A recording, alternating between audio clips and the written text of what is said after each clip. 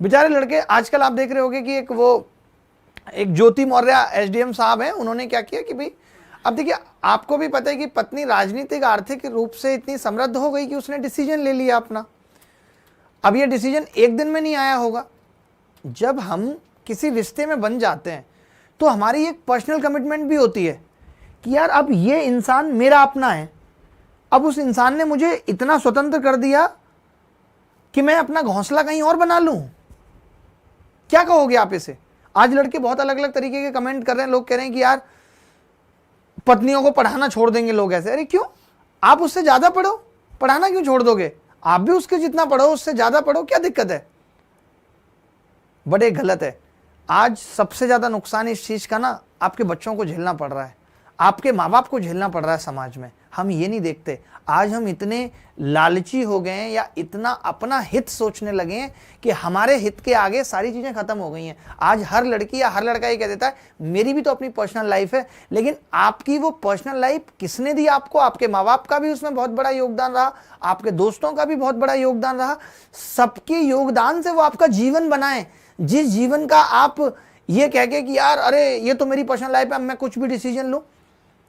अरे इंसान के मन को चंचल कहा गया है, आपका मन तो बार बार बदलेगा। क्या शाहरुख खान पे आज भी मरने वाली लड़कियां नहीं है?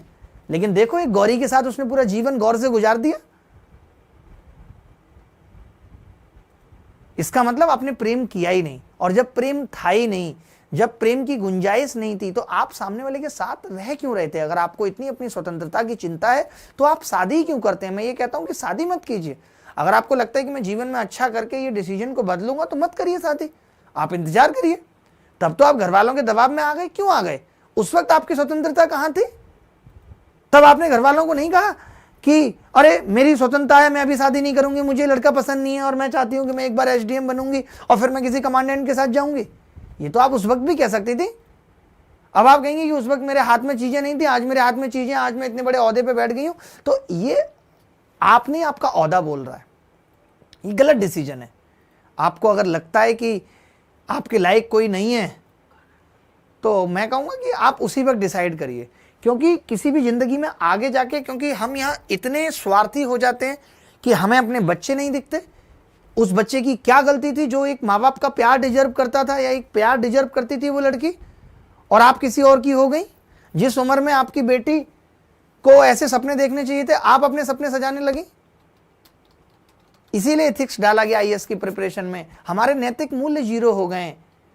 कई बार ऐसे ख्याल अगर हमारे दिमाग में भी आते हैं, ऐसा नहीं है कि एक दिन में आप किसी की हो गई होंगी, एक प्रोसेस चला होगा। क्या उस प्रोसेस में कभी आपने नहीं देखा अपने अंदर झांक करके कि आप जो कर रही हैं उससे कितने लोग इफेक्ट होंगे, कितने लोगों के दिल टूटेंगे? आज नहीं कल बदला लेता है ईश्वर, सजा देता है इस चीज की। इसीलिए इससे क्या होता है ना, आप ऐसे मत समझिए, मैं उस लड़के को भी कहूंगा जो भी मनीष दुबे या कुछ है, कि तुमने किसी का आत्मसम्मान पे चोट की है, तुमने उस लड़के की आत्मसम्मान को तोड़ा है। सजा तुम्हें भी मिलेगी, थोड़े दिन में मिलेगी। ऐसा नहीं कि हमेशा वक्त एक जैसा चलता रहेगा, वक्त बदलता है और सबको उसके उसके कर्मों का फल मिलता है। इसलिए जीवन में जो करना है सोच समझ के करिए, और उस लेवल पे करिए कि कल को ये चीज मेरे साथ होगी तो क्या मैं बर्दाश्त कर पाऊंगी या कर पाऊंगा, या मेरे साथ ये चीज होती तो मैं बर्दाश्त कर पाती या कर पाता नहीं, तो फिर आपको भी दूसरे के साथ नहीं करना है। बहुत गलत हुआ है जो भी हुआ है। खैर छोड़िए, मैं बस यही कहूंगा कि मत कीजिए शादी, कोई जल्दी नहीं है। आप क्यों पागल रहते हैं शादी के लिए? आराम से कीजिए, बट जब करिए तो फिर निभाना सीखिए उसको।